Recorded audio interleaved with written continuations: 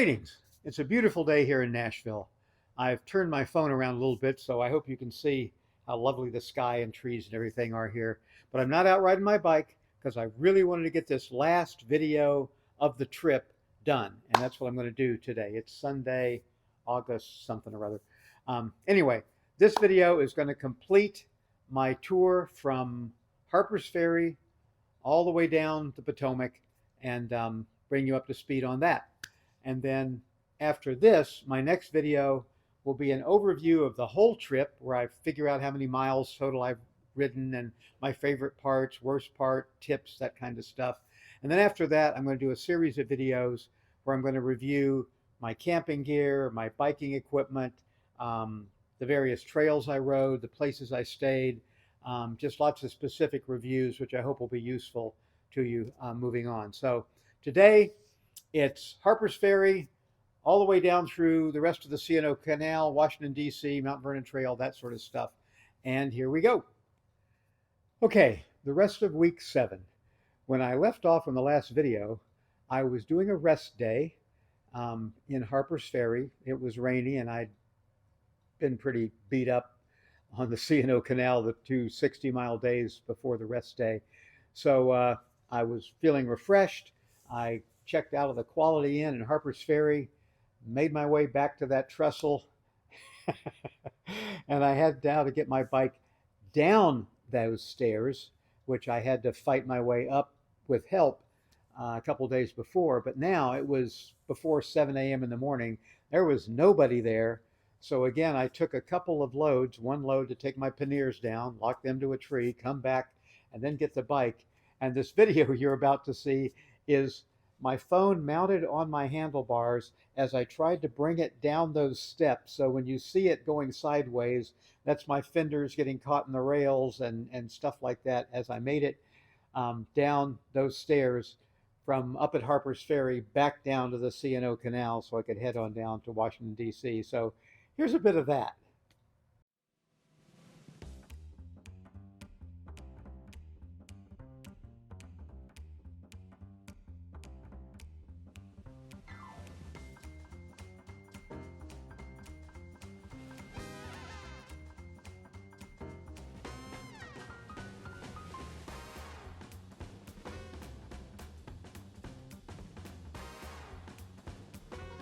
Before we head down the trail, let me mention a couple of other things. First, the Appalachian Trail comes out of the Shenandoah Valley there at Harpers Ferry, and then after crossing that trestle, joins the C&O Canal Trail. Gotta love these white blazes. Yep, this is the Appalachian Trail. Also, it was a cloudy morning, which gave me a chance to catch a couple of really cool pictures, at least I think so, of the river in the clouds in the morning, but it burned off quickly. The weather was just breathtaking again. I was so lucky. Another gorgeous day. And when I finished crossing the trestle and headed down to the trail, I ran into this gentleman, an Army vet, who was very eager to tell me all about the Civil War battles that had taken place nearby at Antietam, Sharpsburg, and of course Harpers Ferry, and about John Brown. Really cool guy. I enjoyed talking with him a bit before I headed up the trail. Okay, this is so weird. Tuesday morning, 9 o'clock, been riding for an hour. It rained yesterday. I can't tell how much where, but it definitely rained a few times yesterday, at least my hotel and according to the news coming out of Washington, D.C. I'm about 10 miles downstream from Harpers Ferry, and the trail is beautiful. It is dry, it is smooth, it is wide. There's just nothing to complain about, and I left myself plenty of time today expecting that this would just be a sloppy mess, but it's awesome. C&O Canal Towpath Trail, dry when I expected mud. Yippee! This part of the tour was a bit of a nostalgia experience. It had been the whole time I was on the C&O Canal, but now it was really getting intense, including White's Ferry. This ferry was open back when I lived in Northern Virginia, worked in DC for 27 years. I took it with my cars, I took it with my bicycles. But now it's closed because of a property dispute over on the Virginia side. I hope that gets resolved and it reopens sometime soon. But it was cool seeing White's Ferry. I went down here to this store and got a snack and stocked up on water because this is the C&O Canal, and now I've learned that water can be really hard to find along this canal. But that was kind of a cool thing to see, White's Ferry. The two things that I think really make the C&O Canal special are the locks and lock houses that go along with them, and the aqueducts. And there are a lot of both. And here's an example of one of the aqueducts. This is a small one and it's a dry one. Some of them are still full of water, which is just so cool, having one stream of water going perpendicular over another larger body of water. But that's what the aqueducts are for, to get the canals able to cross over rivers and inlets and that sort of stuff. It's just really neat. So here's a dry example of one of the aqueducts. Let me pause from the pictures and videos for just a second to mention what a cool day this Tuesday really was. I had such a good time. I cut it short. I made it only a 30-mile ride because I was getting from Harpers Ferry down to a lock house. And again, the lock houses are where the lock keepers lived back when the canal was running.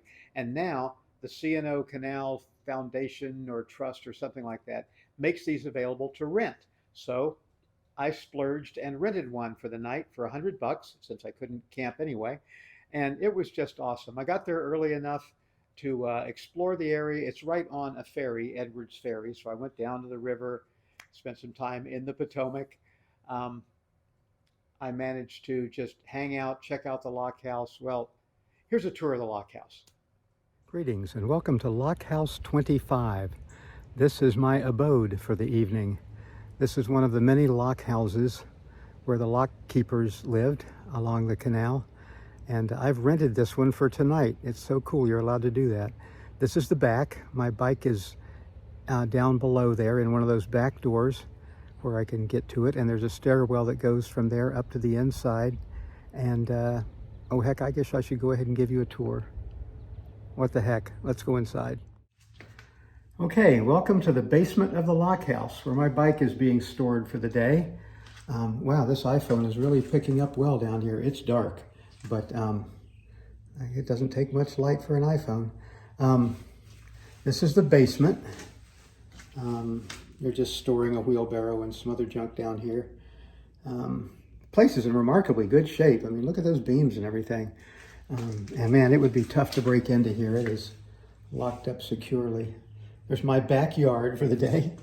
All right, let me flip this around. No, okay, a tour of the lock house. Here's the basement fireplace, okay, and there's a lawnmower. A super skinny stairway. Everything is space is precious kind of thing. See if I can climb this without breaking my neck. That would be unfortunate. I hope there's a latch up here so I can open the door. It's very dark. The phone is seeing much better than I can. Okay, hey, we're upstairs. Okay. Here we are in the upstairs. It's funny, the doors and windows are all closed, but there's enough light coming in through just the little cracks in the sturdy shutters so that one can see. Now, there's a chest of some kind, another fireplace.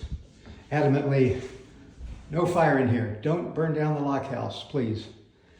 Some welcoming stuff over here. Big sitting area.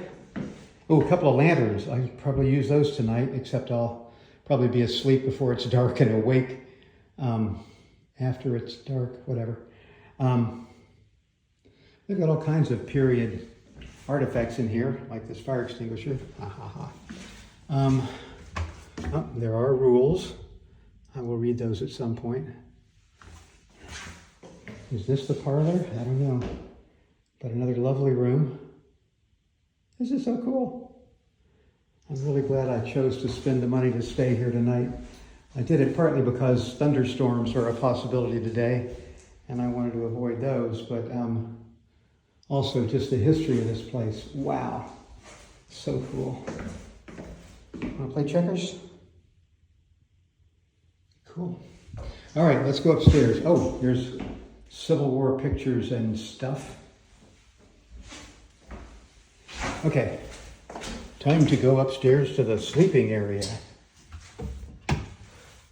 This is a bit wider staircase. Oh my, there's actual windows up here, which means much brighter. Oh.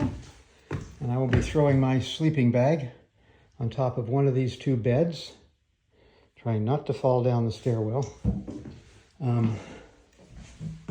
Wow. Oh, look at these floors. Very cool.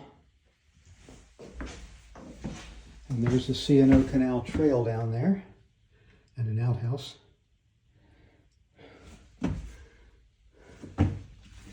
Very cool. And there's another bedroom. Oh my goodness. We have a water pitcher and a mirror. I can get all vain. Another fire extinguisher. Don't burn down the lock house. Okay. And these beds don't look as comfortable. Looks like there used to be a fireplace here. I don't know.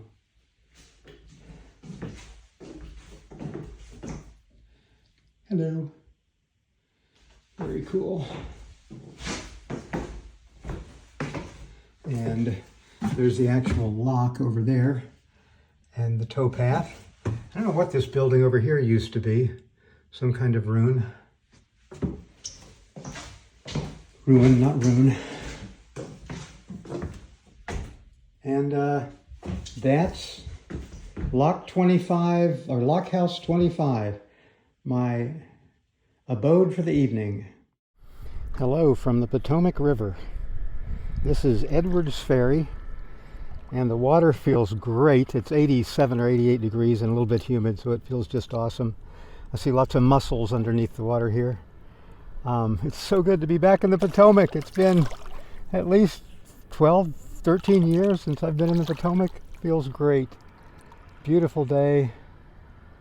What can I say? There's a cormorant down there. Just saw a crane up that way.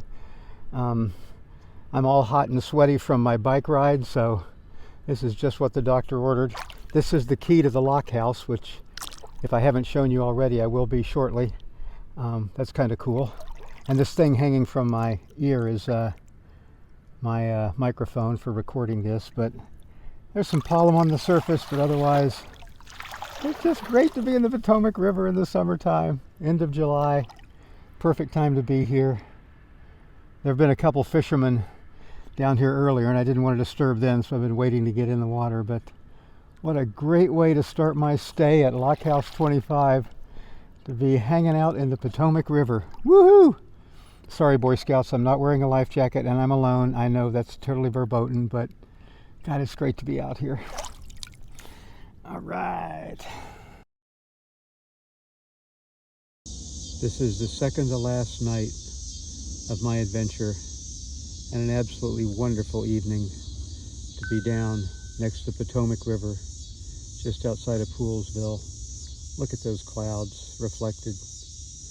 The Cumberland's nice, but the Potomac will always have a special place for me. So I really enjoyed my day and night at Lock House 25. The time on the river was just beautiful. As the sun set, it made the trees absolutely light up. There was wildlife wandering around down by the water. It was just beautiful. And at the end of the day, there was even a nice place for me to sit down at a table and do my daily journal entry. So that's it for, what was that, Tuesday? Yeah, at Lock House 25. And the next morning, I was off to Georgetown. And that brings me to Wednesday, the last day I was on the C&O Canal. And maybe because Tuesday was really kind of special, Wednesday was more than a little bit disappointing. It had rained a little bit Tuesday night. I didn't think much of it, but that meant that there were quite a few muddy spots on the C&O Canal Trail. Not as bad as back at the beginning, but still, I got some mud on my tires and had to be careful and that sort of thing. The trail started pretty nice, but there was construction going on, and I really appreciate the fact that there was construction going on, but it meant I had to go around front end loaders, and just there were several places where it was difficult getting by. The last few miles of the C&O Canal Trail are paved, but that means that there are routes going under the asphalt, and if you're a cyclist, you know that that can be really bumpy, and I'd rather have a smooth um, other surface than a bumpy asphalt surface, and this was a bumpy asphalt surface. Um, I was really looking forward to Great Falls. Believe it or not, the Potomac River does a major waterfall just outside Washington, D.C. It's called Great Falls. And sometimes it can be pretty amazing. I know when I lived there, I think it was in the late 80s, there was a pretty amazing flood. And in 96, there was a pretty amazing flood. And going there and seeing it was just incredible. This time, the Potomac River was not doing anything spectacular. It was pretty in some spots, but nothing like what Great Falls can be. So that was a little bit disappointing. But I made it to the end, and I know I made it to the end because I circled around several times where the trailhead was supposed to be. Never found it, but I know I was past the end. I found Lock 1 several times. Never made it to Lock 0, but that's okay. To kill some time before checking into my hotel, I went all the way down to the mall and did the usual touristy stuff, getting pictures of the Kennedy Center, a couple pictures of the Lincoln Memorial, the Washington Monument. Didn't go all the way to the Capitol or the White House or anything like that, but did some of the touristy stuff. Was starving, so I got a hot dog from a street vendor there on Constitution Avenue. That was kind of cool. Or was that Independence? That was Constitution. Then I headed up to my hotel in Georgetown, right on the canal. You could look out of my window of the hotel and see the canal. Tiny little hotel, very Asian. The rooms were really small. It was run by Asian folks. Everything about it was like a really cool hotel room in Japan, or maybe Korea. I'll have to ask Daniel's fiance about that. But really nice little hotel. Spent the night there. Had dinner there in Georgetown. And then the next morning, Thursday, was going to be my last ride. And the reason, I had originally planned to go all the way to Virginia Beach and put my front tire in the Atlantic Ocean. But the last couple days were forecast to have serious thunderstorms, hot temperatures, humid temperatures. It did, in fact, have the hottest and most humid days of my entire ride were that Thursday biking from Georgetown down to Mount Vernon. And the other reason I didn't keep going, I'd planned to take the East Coast Greenway, which is a scouted and tried and true bike path going all the way down the East Coast. But when it came time for me to look a lot more closely at that Greenway, it's fine to Mount Vernon, but then getting from Mount Vernon to Richmond, it was saying high stress areas, danger area, that sort of thing. Then there was a couple of nice bike paths leading out of Richmond towards Jamestown. But from Jamestown down to Virginia Beach is supposed to be really treacherous, scary. And as you know from some of my other videos, I'm at a point now that if it's not fun, I'm not doing it. So I did not ride my bike all the way to the Atlantic Ocean and Virginia Beach. I rode it to Mount Vernon, Virginia, on the Potomac River, where the Potomac is tidal, so kind of oceany, not really. But that's as close as I got to the ocean was Mount Vernon. And after I went to the actual Washington home, Mount Vernon, historical, blah, blah, blah, I went back up the trail about a mile, bushwhacked my way down from the GW Parkway down to the actual Potomac River to stick my wheel in that water at least and make my way back up. Got a few cuts and bruises from briars and stuff, but no poison ivy or anything like that. All right, made it to the tidal Potomac River. Man, I spent so much time water skiing and playing out there with friends and family and all that. Getting down here was not trivial. I had to hike right through there to get to it. But I did, made it, woohoo! I am at the tidal Potomac River, just the other side of Mount Vernon. In fact, you can see the Mount Vernon dock way down there. And this is my ceremonial dipping of my front tire in tidal water, if not the actual beach. Woohoo! And then my amazing friend Sue Allison met me there at Mount Vernon. Sue and I have known each other since 1985, I think. Long time, really good friends, and serious tour magic. She picked me up and gave me a ride all the way to Richmond, where my son Daniel lives. And thank you, Sue. We had a lovely meal together, and then she drove back up to DC in time to chaperone her daughter and some friends. But thank you, Sue, for that great tour magic. I spent the night with Daniel and his lovely fiancee, Kayla. We had a wonderful evening. Friday morning, got up, rented a car, put my bike in the back of it, and drove all the way home here to Nashville. And that was the end of my whole adventure, the ride back from Richmond to here in Nashville. It was pretty amazing, but I'm not going to get into all the highlights and recap and stuff here. This was intended to end here at Mount Vernon. The next video will be the big recap where I talk about all the mileages and the big decisions that I made, my favorite parts of the trip and all that. But this concludes all my videos about each week of my ride across America. Ride and a little bit drive. But that's it. Please like and subscribe if you want to catch the rest of these as I post them. And thanks for watching. Well, I'm done. I'm sitting here at the edge of the Mount Vernon Trail, waiting for my dear friend Sue to pick me up and give me a ride to Daniel's house in Richmond. I'll have more to say later, but while it is fresh, I thought I'd say a couple things. I'm glad I did it. I'll never do anything like it again, believe me.